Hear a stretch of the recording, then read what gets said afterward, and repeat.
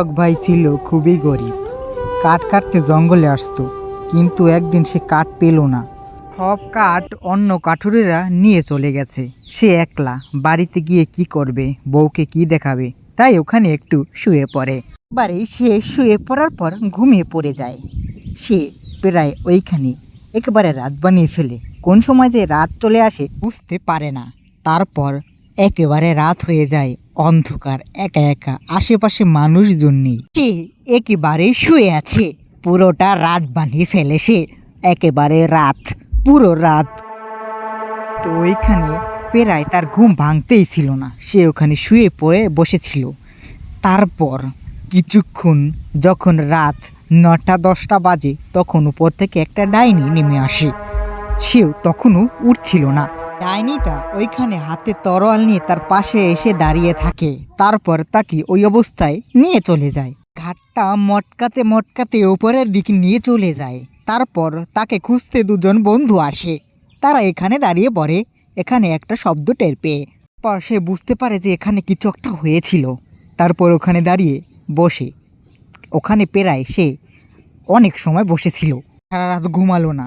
ওখানে প্রায় 2টা-3টার সময় সে তারা ওখানে বসে বসে থাকে।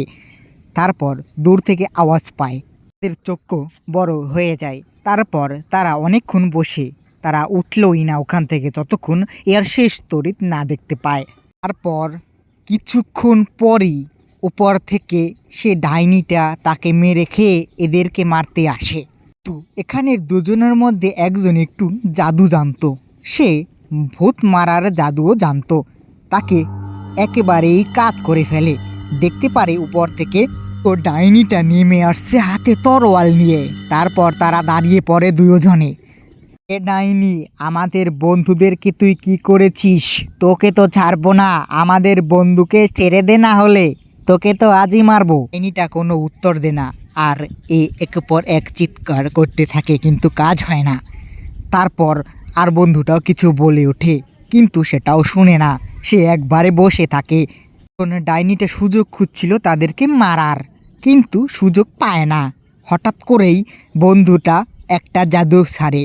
সেই জাদুর কারণে ডাইনিটা ছিটকে পড়ে এবং আগুন জ্বালিয়ে ডাইনিটাকে পুরো ওখানেই মেরে ফেলে। ডাইনিটা পুড়ে চেটপট করতে করতে মরে যায়। তারপর ওখানে বন্ধু দুইজন সকাল বানিয়ে ফেলে ডাইনিটাকে মেরে। তারপর তারা ওখানে কিছু সময় বসে গল্প গুজব করে তারপর ওখান থেকে চলে যায়। তারা ওখানে বন্ধুকে আর পেল না, বুঝছে যে বন্ধুটাকে মেরে ফেলেছে ডাইনিটা। তারপর তারা ওখান থেকে চলে যায় কাঁদতে কাঁদতে, আর বন্ধুকে পায় না।